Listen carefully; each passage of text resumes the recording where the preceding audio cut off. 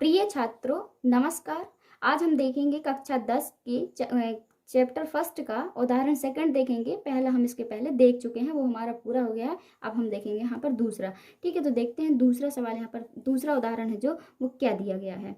दर्शाइए कि प्रत्येक धनात्मक समपूर्णांक 2q के रूप का होता है तथा प्रत्येक धनात्मक विषम पूर्णांक 2q+1 के रूप का होता है, जहाँ q क्या है, एक कोई पूर्णांक दिया हुआ है। ठीक है, तो यहाँ पर हमको सबसे पहले तो हल लिखना है। ठीक है, अब यहाँ हल देखते हैं। ठीक है, तो यहाँ सवाल में दिया हुआ है जो भाजक है वो तो 2 दिया हुआ है, और हमने माना है क्या, धनात्मक जो पूर्णांक है उसको हमने a मान लिया है। धनात्मक पूर्णांक को हम भाज्य भी बोल सकते हैं। ठीक है, और जो भागफल है उसको वहाँ पर हमने q मान लिया उसको, और जो शेषफल है उसको r मान लिया है। अब आप इस जो r है उसके संभावित मान 0 और 1 हो सकते हैं। कैसे, यहाँ पर देखो, जब धनात्मक पूर्णांक a है और फिर हम इसको दो जो भाजक है इससे भाग करेंगे तो हमारा जो भागफल है वो q आएगा और शेषफल क्या आएगा, r आएगा। ठीक है, तो जो शेषफल होता है मतलब में जो r का मान होता है वो इस 2 मतलब में भाजक से कभी भी बड़ा नहीं हो सकता है। ठीक है, तो 2 से छोटा क्या हो सकता है,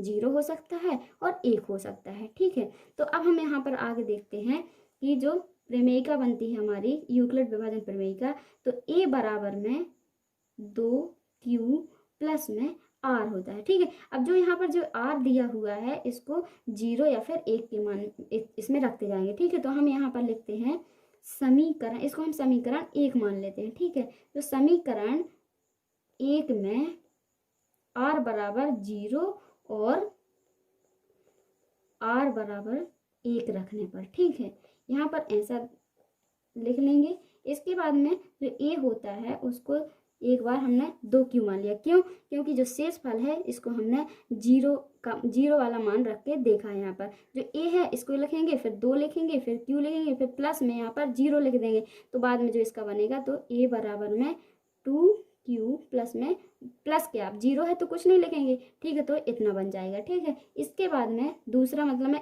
1 रख के देखेंगे तो a बराबर हो जाएगा 2q प्लस में 1 रख देंगे। यहाँ पर 0 रखा था, यहाँ पर 1 रख देंगे। ठीक है, तो इसका ऐसा बन जाएगा। ठीक है, अब यहाँ पर हमको देखना है जो ये है ये सम है और ये विषम है। अब सम और विषम तो आप जानते होगे, आपने पहले ही पढ़ा होगा पिछली क्लासों में। वैसे तो चौथी पांचवी से ही ये पढ़ने लगते हैं कि सम और विषम संख्या कौन सी होती है। जो सम होती हैं वो जो 2 से विभाज्य हो जाती हैं, और जो विषम होती हैं वो 2 से विभाज्य नहीं होती हैं। तो यही हमको यहाँ पर प्रूव करना है कि जो a बराबर में 2q दिया हुआ है ये सम है, और जो a बराबर में 2q प्लस में 1 दिया हुआ है ये एक विषम संख्या है। ठीक है, विषम पूर्णांक है। तो यहाँ पर जो हम देखेंगे कि जो 2q का एक गुणनखंड गुणनखंड 2 है। क्यों है, कैसे है, यहाँ पर देख लेंगे हम। 2a में मतलब हम 2 का भाग करेंगे तो ये 2 से 2 कट जाता है। ठीक है, इसलिए क्या है, ये 2 इसका क्या है, गुणनखंड है। ठीक है, अब यहाँ पर 2a प्लस 1 का गुणनखंड, यहाँ q है, सॉरी, 2q प्लस में 1 का गुणनखंड 2 नहीं है। अब नहीं है, कैसे नहीं है, यहाँ पर हम देख सकते हैं कि 2q प्लस में 1 अपॉन में 2। अब 2 से जो 2 तो कैंसिल हो जाएगा, लेकिन ये 1 बच जाएगा। ठीक है, तो इसमें इसका भाग नहीं जा रहा है, तो इसलिए क्या है, ये इसका गुणनखंड नहीं है। ठीक है, तो अब हमारा इसलिए जो 2q है एक सम पूर्णांक है, और जो 2q प्लस में 1 है वो एक क्या है, विषम पूर्णांक है।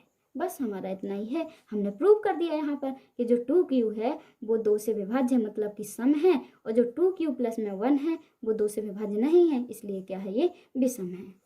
अब हम यहाँ पर देखेंगे उदाहरण थर्ड। ठीक है, तो यहाँ पर प्रश्न क्या दिया है, दर्शाइए कि एक धनात्मक विषम पूर्णांक 4q प्लस 1 या 4q प्लस 3 के रूप में होता है, जहाँ q क्या है, एक पूर्णांक है। ठीक है, तो यहाँ पर हमने माना कि जो धनात्मक विषम पूर्णांक है उसको हमने a मान लिया। ठीक है, जो क्या भाज्य होता है, और यहाँ पर भागफल क्या दिया हुआ है, क्यू दिया है, और जो शेषफल है वो आर मान लिया हमने, ठीक है। और जो भाजक है वो उसको चार दिया ही हुआ है यहाँ पर, ठीक है।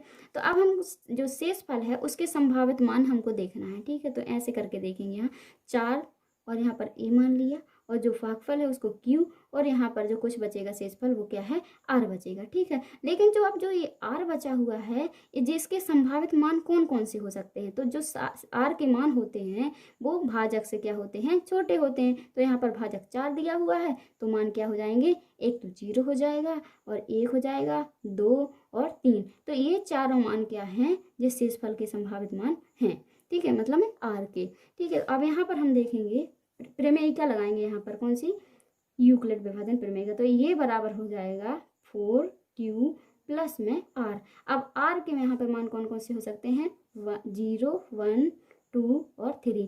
तो एक एक करके हम इनको सबको रखेंगे। तो अब यहाँ पर लिखेंगे हम, जहाँ ए के संभावित मान। अब हम ए के संभावित मान निकालेंगे कि ए बराबर क्या क्या हो सकता है यहाँ पर, ठीक है। तो सबसे पहले हम 0 को रखेंगे, फिर 1 को रखेंगे, फिर 2 को रखेंगे, फिर 3 को रखेंगे। इनको सबको एक एक करके रख के देख लेते हैं। तो ए बराबर में 4q प्लस में आर के बराबर, आर की जगह क्या रखेंगे, अभी हम 0 रखेंगे, ठीक है। तो ये क्या हो जाएगा, ए बराबर में 4q हो जाएगा, ठीक है। क्योंकि 0 लिखें या ना लिखें उसका कोई मतलब ही नहीं होता है यहाँ पर, ठीक है। अब जो दूसरा होगा वो ए बराबर में 4q प्लस में, अब आर की जगह क्या रखेंगे, 1 रख लेंगे, तो ऐसा हो जाएगा ये।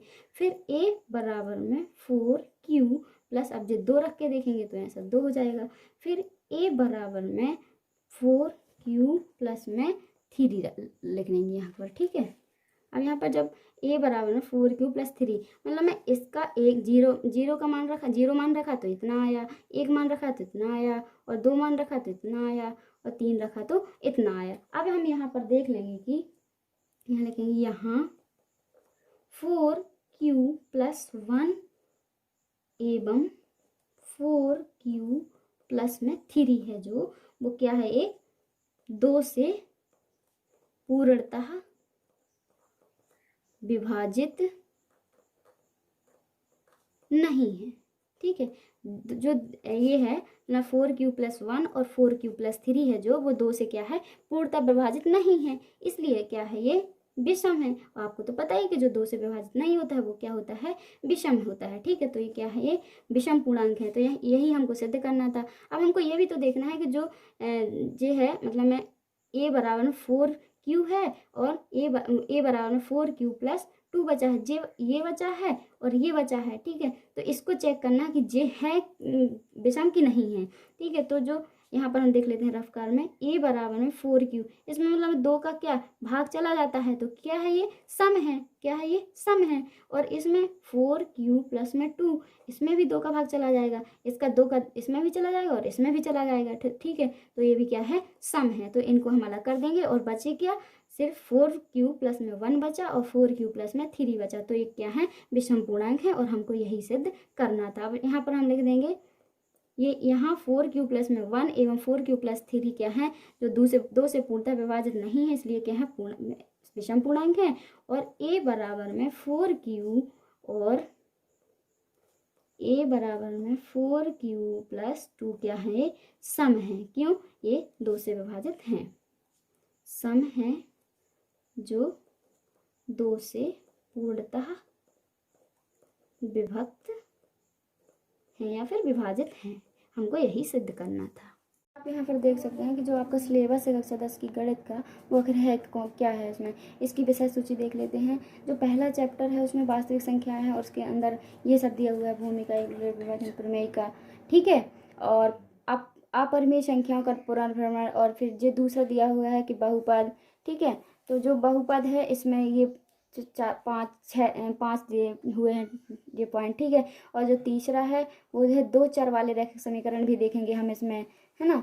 और अगला है जो अगला है वो है द्विघात समीकरण, ठीक है। तो इसके अंदर भी ये सब चीज़ें देखेंगे हम, और समांतर श्रेणियाँ भी देखेंगे। इसके अंदर भी कुछ पॉइंट्स दिए हुए हैं ना। और जो त्रिभुज है तो त्रिभुज भी देखेंगे, इसकी समरूप आकृतियाँ देखेंगे, त्रिभुज की समरूपता देखेंगे, ये सब देखेंगे, ठीक है। ये पाइथागोरस प्रमेय है, ये भी देखेंगे। और जो 7वां है निर्देशांक ज्यामिति, ये भी देखेंगे अच्छे से अपन लोग, ठीक है। और फिर अगला है ये त्रिकोणमिति का परिचय है। क्या है? त्रिकोणमिति का परिचय है ना। तो इसके अंदर भी ये सब दिया हुआ है ना। और जो 9वां चैप्टर है वो त्रिकोणमिति के कुछ अनुप्रयोग हैं, ठीक है। उसमें प्रयोग अनुप्रयोग करेंगे हम, भूमिका, ऊंचाइयां एवं दूरियां, फिर इसका सारांश देखेंगे, है ना। और जो 10वां है वो है वृत्त। वृत्त के बारे में हम हर एक चीज़ पढ़ेंगे जो इस किताब में दी हुई होगी, ठीक है। और जो अगला चैप्टर है वो है रचनाएं, 11वां है। इसके अंदर भी ये सब पढ़ेंगे जो इसमें दिया है। और 12वां है वृत्त से संबंधित क्षेत्रफल, ठीक है। और अगला है 13 पाठ है जो उसमें है पृष्ठीय क्षेत्रफल और आयतन दिया हुआ है ना। जो इसके सूत्र हैं, सवाल, प्रश्नावली, उदाहरण सब देखेंगे हर एक चैप्टर के अपन, ठीक है। 14वां दिया हुआ है सांख्यिकी दिया हुआ है। तो सांख्यिकी के अंदर वर्गों का वर्गीकृत आंकड़ों का माध्य, बहुलक माध्य, ये सब देखेंगे और बहुत अच्छे तरीके से अपन सीखेंगे, ठीक है। और जो 15 है वो प्रायिकता दी गई हुई है। इसमें देखते हैं कि जो भूमिका है, प्रायिकता एक सैद्धांतिक दृष्टिकोण है, ये सब देखेंगे हम और पूरा सिलेबस अपना यहाँ पर कंप्लीट करेंगे, ठीक है। तो बने रहिए मेरे वीडियो के साथ और मेरे चैनल को सब्सक्राइब कर लीजिए।